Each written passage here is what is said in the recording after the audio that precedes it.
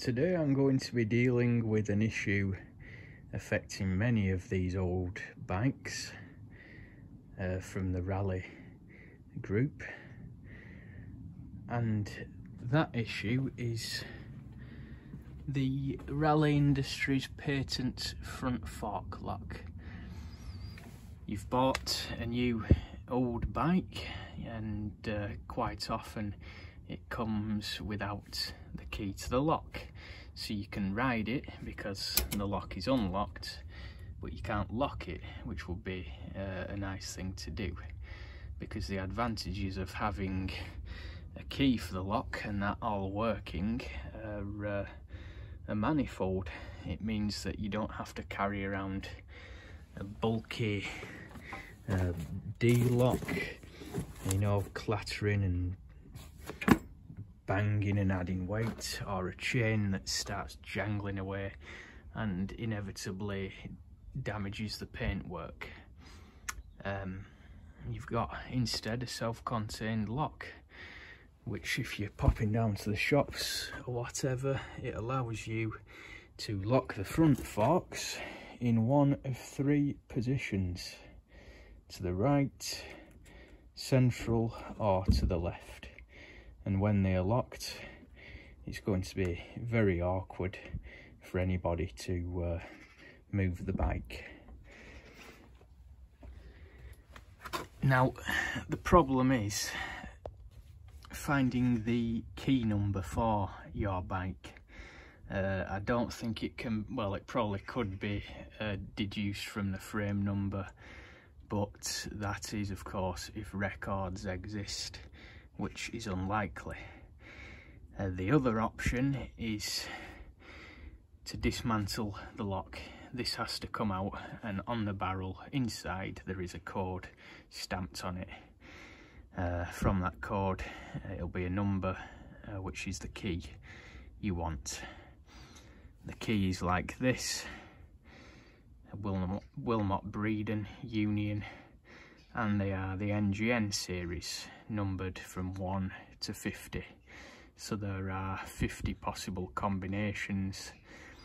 Sometimes you might get lucky, find one at a car boot sale or a flea market for £1 or £2. You take it home and just try it in the lock, and it works, but as you can see, this one doesn't. So what you need to do is get the number. Now, the way you do this is what I'm going to show you today. At the back of this lock, in here, there is a grub screw, a securing screw which retains the lock. That needs to be removed. Now, there are two ways of doing this.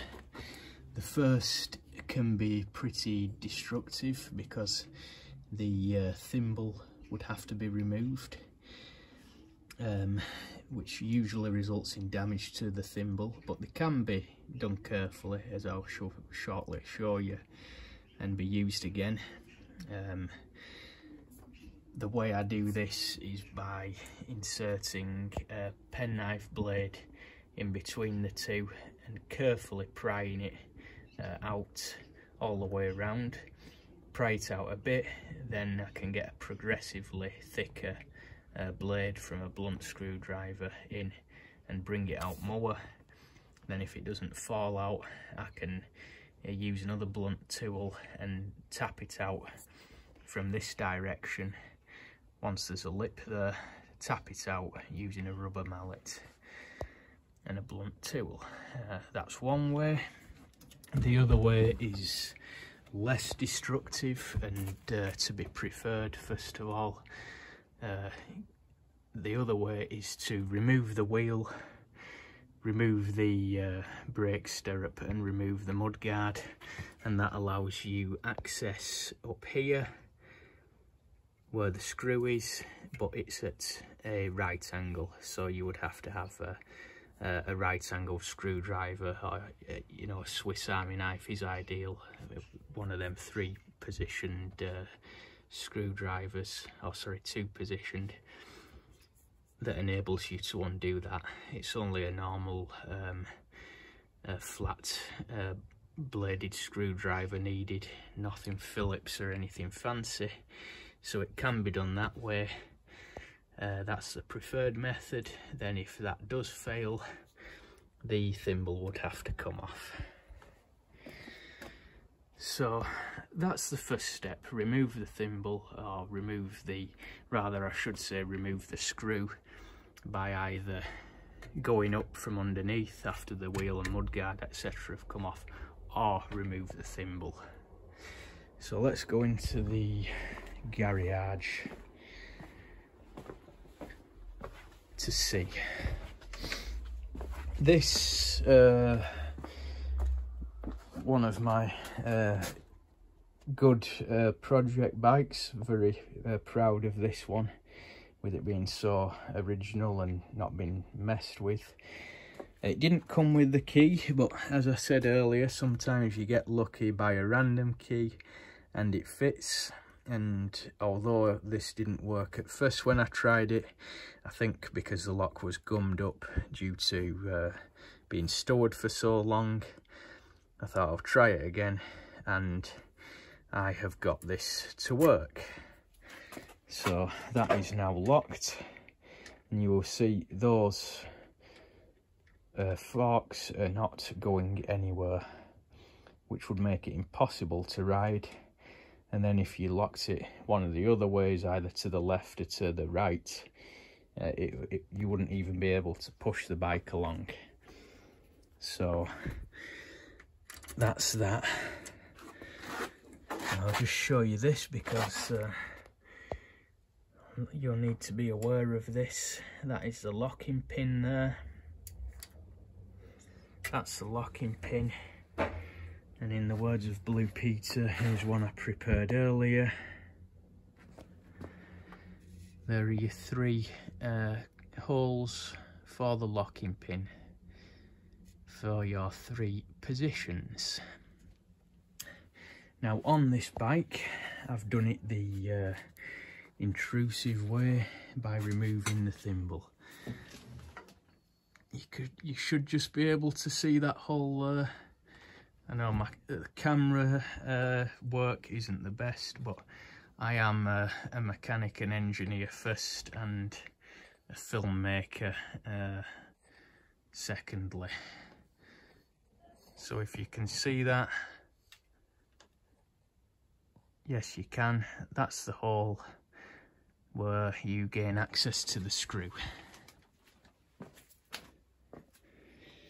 This is the thimble I removed. As you can see, it has sustained some damage, but I'm not too worried about that, because when I tap that back in with the hammer, that'll straighten again. The main thing is, and by the way, this was already damaged, which is why I didn't have any qualms about removing it. What you want to try and avoid is this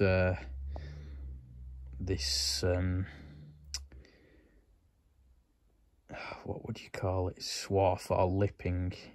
You see those pieces of metal that have actually come away, those sharp pieces. That's what you want to avoid, and it can be avoided. I'll replace that and show you in a later video, because they can be put back and made to look quite pretty again. So the screw will come out and it will fall down like that. Do not lose it. Keep it safe. Then the lock is it will be free to be removed. But before it can be removed, you need to pick the lock and move it into its locked position. So the pin has to be up to remove the barrel. Now I did this by, if I just pop this back in, and by the way, you will see there is an indentation there which corresponds with that on the lock. You can only replace this one way, which is the right way. So she'll just pop that back in there. I picked the lock using a combination of a small screwdriver, flat bladed, and a bit of stout wire. This is in the unlocked position, by the way, now. When it's locked, it goes up around clockwise to the other way. So this is the unlocked position as you would encounter it. Now you can see these brass segments. They all have to be pushed in.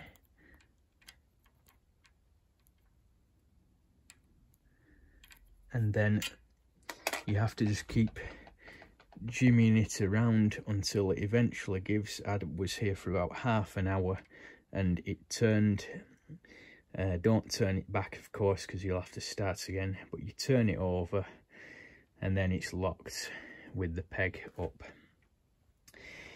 The next job, when the locking peg is up, is to turn the locking peg and withdraw it. That will then allow you to pull the lock out, being careful. I have cleaned this up for the purposes of this video, which I'll explain once we get outside again. Be careful that this segment, this brass segment, doesn't fall out. We'll go outside and I'll just show you another critical step. Get to a level surface. In fact, no, we won't.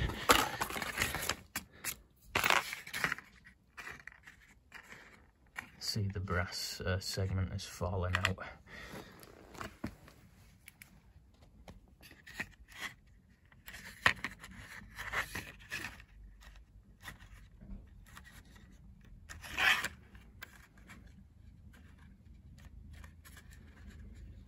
Right, so you have to imagine the lock is still in the bike.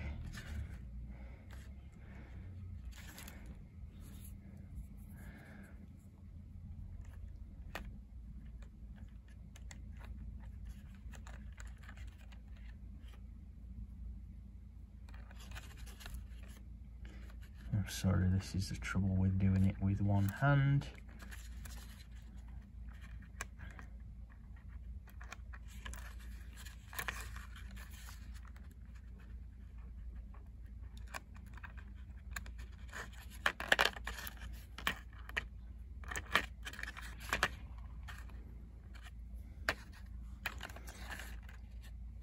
Here we are.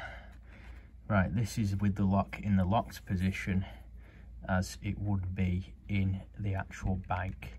So you cannot pull that out. It has to be turned clockwise and lifted out because that pin engages with that segment, and you will see it's curved. So that is how the pin comes out.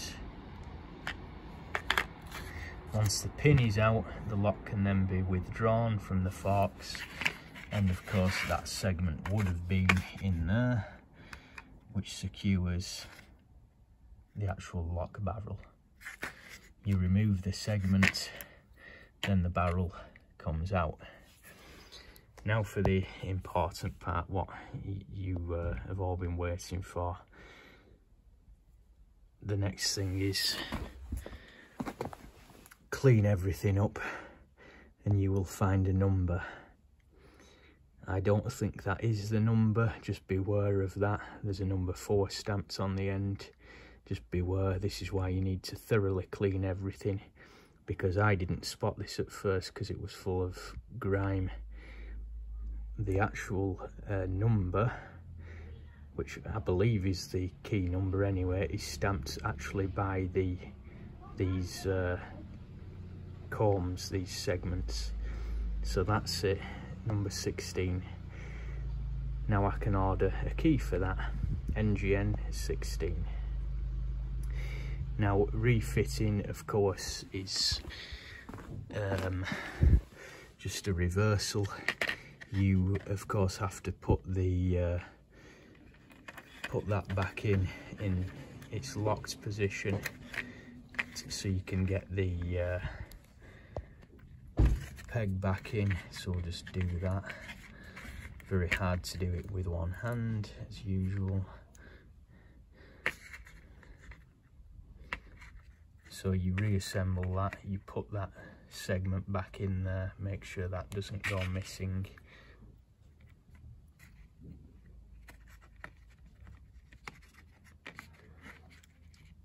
That stops the actual lock from coming out. So that's in there. Then we'll go back inside.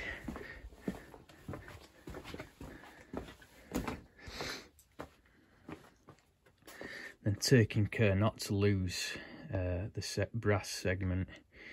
It's in the locked position there. You then pop that back in, and remember it can only go one way with the little dimple there. So you pop that back in like so. This goes back in. You turn it until it goes down.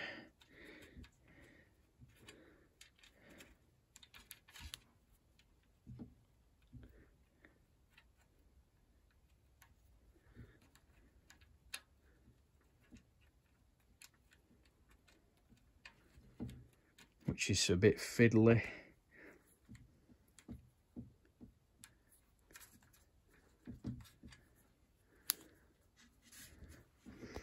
Just a moment.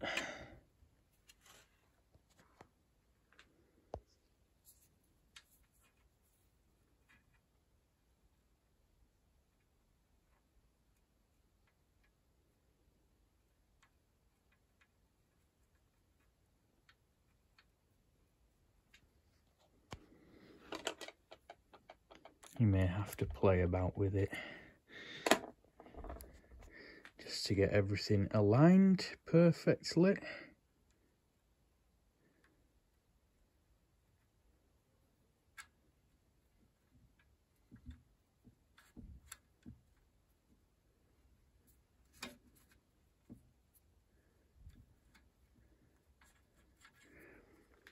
So this isn't going for some reason. Let's have a look.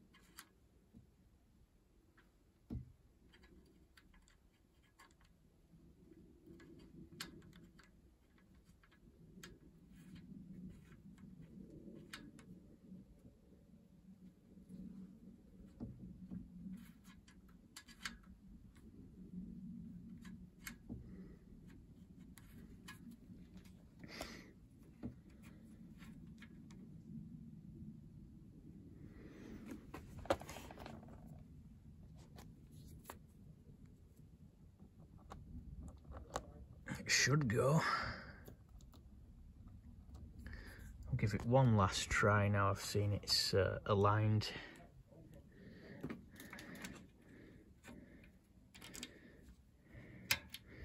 It's all trial and error really.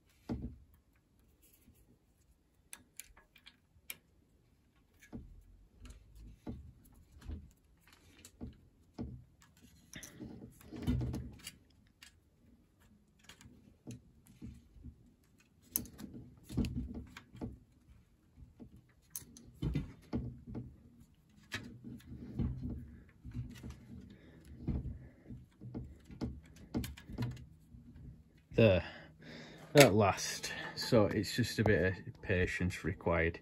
So as you can see, hang on, that will not now pull out because it's, you put it in the one way, then you turn it anti-clockwise to engage with the pin. That's locked, it's not coming out. Then what you would do is you'd reinsert the screw, pop the screw back in nice and tight, but not too tight, then replace the thimble, tap that back in, or the mudguard, etc. if you're doing it from underneath. But there you go, that's it. Then it will remain locked then until you acquire the key for it, and then you can ride off happily into the sunset, which I think after all this is what I may well end up doing. Hope this has been of use. Stay tuned for more interesting and vexing technical problems.